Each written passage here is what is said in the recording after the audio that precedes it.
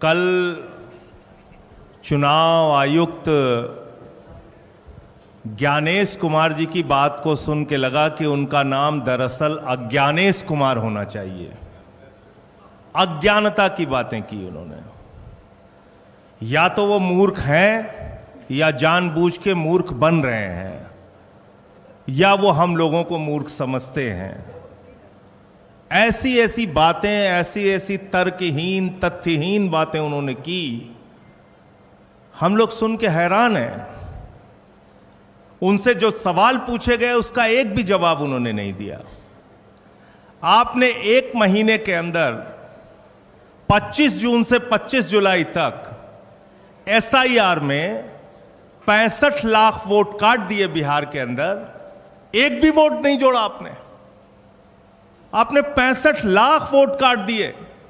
आप कह रहे हैं आप एसआईआर कर रहे हैं, स्पेशल इंटेंसिव रिवीजन, और उस रिवीजन में आपको एक भी आदमी पूरे बिहार में वोट जोड़ने लायक नहीं मिला। ये कैसा एसआईआर है आपका? आपने कहा 22 लाख लोग मर गए, उनके नाम काट दिए हमने। आप उस बिहार में एक महीने के अंदर सारा प्रमाण पत्र चाहते हैं जहां का बड़ा क्षेत्र बाढ़ में पीड़ित रहता है। आप उनसे कह रहे हैं अपना निवास प्रमाण पत्र लेके आओ, अपने माताजी का निवास प्रमाण पत्र लेके आओ, अपने पिताजी का निवास प्रमाण पत्र लेके आओ, पूरे घर का आप प्रमाण पत्र लेके आओ। कहां से लाएगा आदमी? और इसके अलावा ऐसी ऐसी गड़बड़ियां सामने आ रही हैं। आपका बीएलओ खुद से फॉर्म साइन करके जमा कर रहा है, उसकी वीडियो सामने आई। क्या कार्रवाई की आपने? अमेरिका के राष्ट्रपति ट्रंप का वोट बिहार में बन गया, क्या कार्रवाई की आपने? कुत्ते का निवास प्रमाण पत्र बिहार में बन गया, क्या किया आपने? क्या किया आपने? आप बेवकूफ समझते हैं इस देश के लोगों को। खुलेआम आपने एसआईआर के जरिए घपला घोटाला किया, मरे हुए लोगों को जिंदा कर दिया, जिंदा लोगों को मार दिया। लेकिन मेरी चिंता इससे थोड़ा अलग है, और वो गंभीर चिंता है। भारतीय जनता पार्टी, नरेंद्र मोदी जी की पार्टी कहती है इस देश में उन्हीं लोगों के वोट कट रहे हैं जो घुसपैठियां हैं, जो बांग्लादेशी हैं। तो 22 लाख तो बिहार में कह रहे हैं मर गए इसलिए हमने काट दिए। अब 43 लाख जो वहां पे बचे हैं वो सब घुसपैठियां हैं। उनके लिए डिटेंशन सेंटर बनेगा, वो सब पकड़ पकड़ के बांग्लादेश भेजे जाएंगे। वो उनको हिंदुस्तान में रहने का हक नहीं है। वो जो सुप्रीम कोर्ट में गए थे, उन्होंने कहा था कि मैं जिंदा हूं, अब वो बांग्लादेश जाएंगे क्योंकि वो घुसपैठियां हैं। बीजेपी कह रही है वो घुसपैठियां हैं। एक आईएएस अधिकारी हैं व्यास साहब रिटायर्ड आईएएस अधिकारी हैं, पति पत्नी दोनों के नाम काट दिए गए। अब वो घुसपैठियां हैं, वो डिटेंशन सेंटर में रहेंगे, वो बांग्लादेश जाएंगे। आप देश को आपने तमाशा बना रखा है। आप कह रहे हैं चुनाव आयोग को वोट चोर कहना संविधान के खिलाफ है, वोट चोरी करना संविधान के मुताबिक है।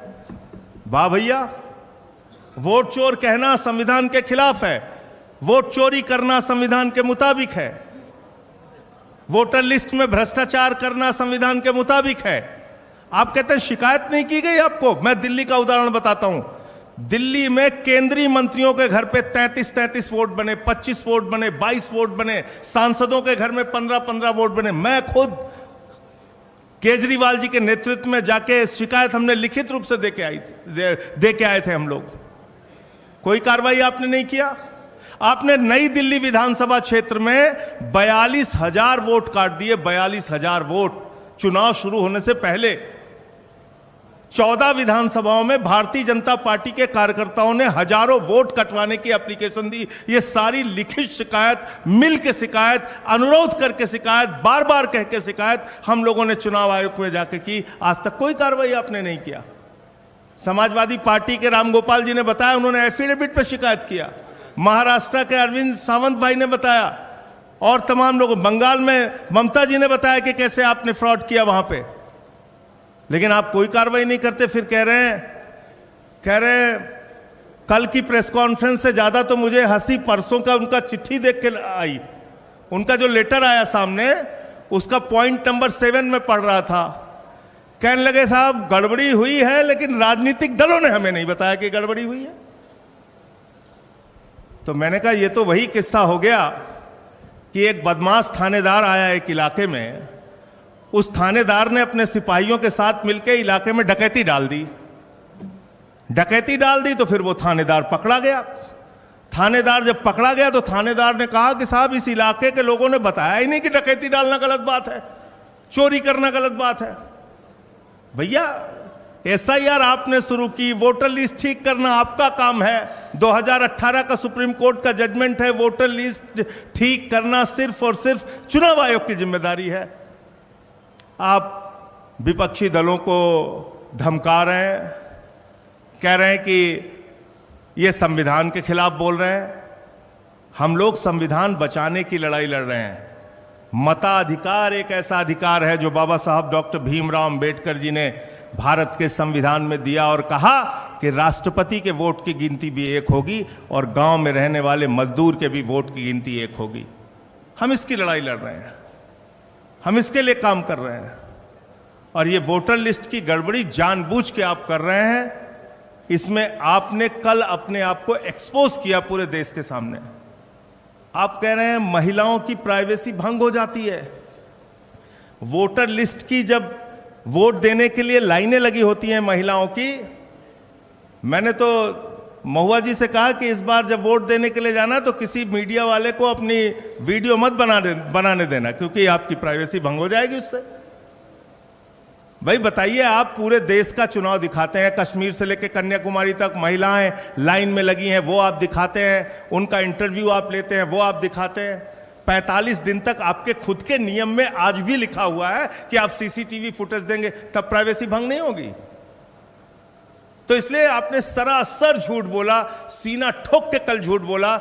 चुनाव आयोग ने कल पूरे देश को यह बताने का काम किया कि वास्तव में उन्होंने भारतीय जनता पार्टी के साथ मिलकर चुनावी घोटाला किया है और चुनाव को प्रभावित करने का काम कई राज्यों में किया है। वही खेल आप बिहार में करने जा रहे हैं। दिल्ली में आपने खुलेआम ये सारा काम किया है। तो मैं सिर्फ इतना कहना चाहता हूं कि आप जांच से बचिए मत, जांच कराइए। जो तथ्य आपके सामने लाए गए हैं अब तक, जिन राज्यों के अलग अलग राज्यों के तथ्य आपके सामने लाए गए हैं, जब तक आप इन सब की जांच नहीं कराते, आपकी निष्पक्षता पे आप कह रहे हैं ना हम समकक्ष हैं, न पक्ष न विपक्ष न समकक्ष।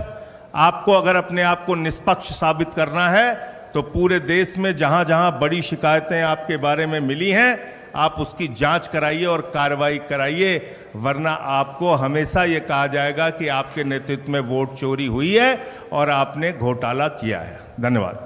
नमस्कार, मैं राजनीतिक परिवार में पैदा हुआ। जब मैं छोटा सा था 1980 में प्रियंका और मैं घर में लेई बनाते थे, रात को निकलकर पोस्टर चिपकाते थे। चुनाव समझता हूं, 20 साल से मैं स्वयं चुनाव लड़ रहा हूं। पोलिंग कैसे होती है, पोलिंग बूथ कैसे मैनेज किया जाता है, वोटर लिस्ट, फॉर्म 17, ये सब मैं गहराई से समझता हूं। कुछ समय पहले हमें दाल में काला लगा। चुनाव के नतीजे आते थे, मूड एक तरीके का होता था, रिजल्ट दूसरे तरीके का। मुझे याद है उत्तराखंड में हम चुनाव हारे। बाद में मैंने कैंडिडेट से पूछा कि जहां रोड शो हुआ था वहां जाके देखिए हमें कितने वोट मिले। हजारों लोग आए थे, पोलिंग बूथ में किसी ने वोट नहीं किया। यह असंभव था, यह हो ही नहीं सकता। उसके बाद छत्तीसगढ़ और मध्य प्रदेश के रिजल्ट, हमें लगा कुछ ना कुछ गलत हो रहा है। 2018 में मध्य प्रदेश में चुनाव होता है, हम जीतते हैं, हमारी सरकार चोरी हुई थी। 2023 में चुनाव होता है, मैंने अपने आंखों से भारत जोड़ो यात्रा में देखा, भयंकर एंटी इनकम्बेंसी, और हमें 65 सीट मिलते हैं। इम्पॉसिबल, हो ही नहीं सकता। और फिर महाराष्ट्र में पहली बार हमें सबूत मिला, विधानसभा और लोकसभा के बीच में जादू से नए वोटर आते हैं, और जहां भी इन नए वोटर्स ने वोट किया वहां वोट बीजेपी को गया। महाराष्ट्र चुनाव के बाद जब हमें डाउट हुआ, हमारे गठबंधन के सारे नेताओं ने प्रेस कॉन्फ्रेंस किए और हमने इलेक्शन कमीशन से कहा कि आप हमें वोटर लिस्ट दीजिए, वीडियो रिकॉर्डिंग दीजिए।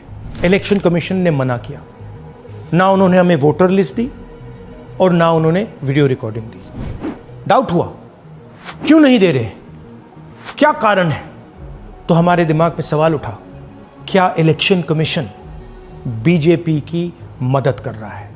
क्या इलेक्शन कमीशन ही इलेक्शन को चोरी करवा रहा है? इसके बाद हमने एक टीम सेटअप की और हमने उन्हें कहा कि आप जाइए, एक कंस्टिट्यूएंसी में जाके ढूंढिए, सच्चाई ढूंढिए, किस प्रकार से चीटिंग की जा रही है, किस प्रकार से यह काम किया जा रहा है और कौन कौन इस काम को कर रहे हैं। सबसे महत्वपूर्ण बात यह है कि इलेक्शन कमीशन डिजिटल डेटा नहीं देता है, फिजिकल डेटा देता है। मतलब लाखों कागज में वोटर लिस्ट दे देगा, मगर डिजिटल वोटर लिस्ट किसी को कभी नहीं देता है। क्यों नहीं देता? कारण क्या है?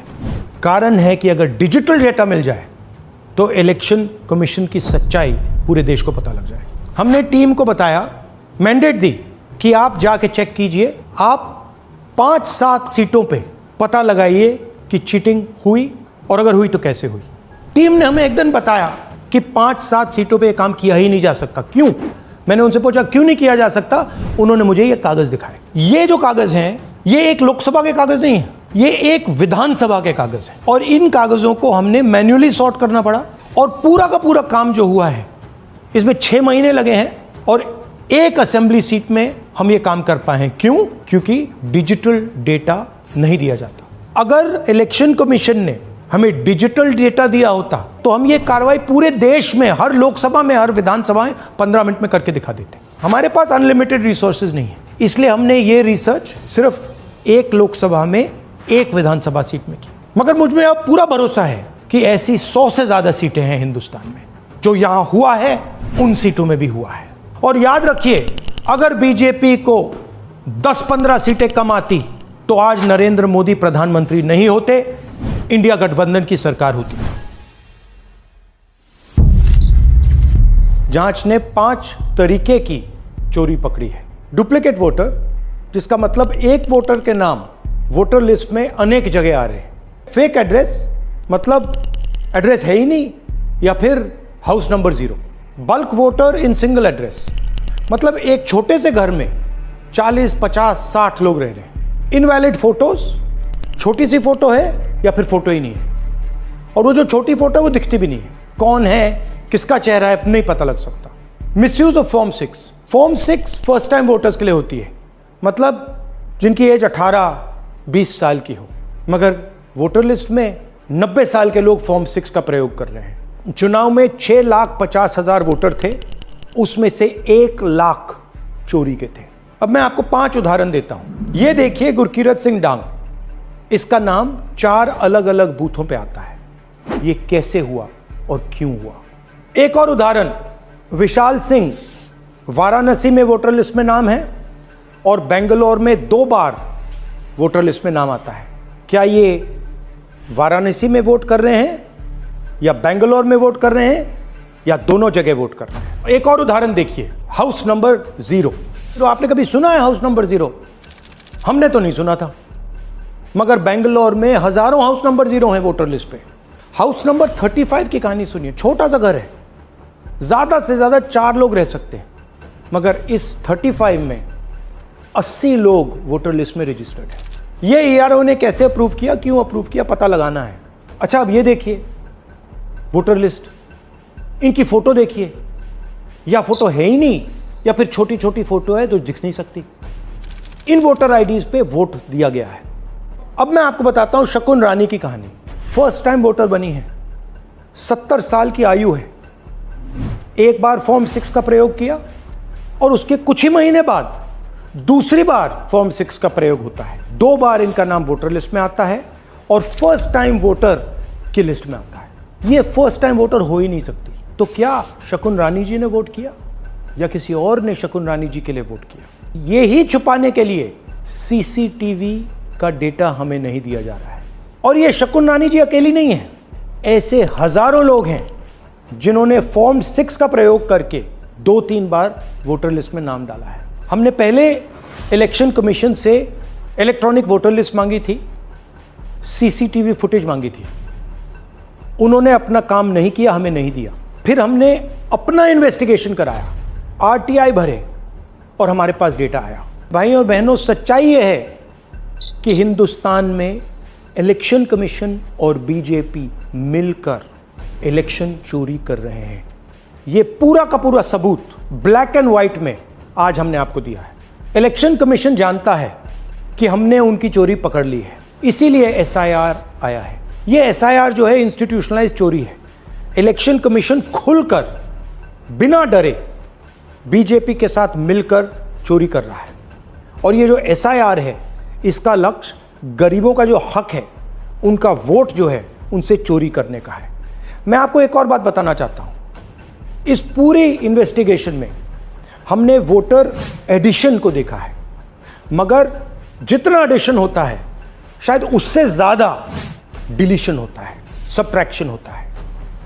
तो ये सिर्फ एक मेन तरीका हमने पकड़ा है, दूसरे तरीके पे हमने इन्वेस्टिगेशन की ही नहीं है अभी। मैं इलेक्शन कमीशन और इलेक्शन के ऑफिसर्स को साफ कह रहा हूं, आप जो कर रहे हो गलत कर रहे हो, ये ट्रीजन है, देश के खिलाफ है। ये मत भूलिए, टाइम आएगा हम आपको पकड़ेंगे, बचने वाले नहीं हो। It is critical that we expose voter चोरी।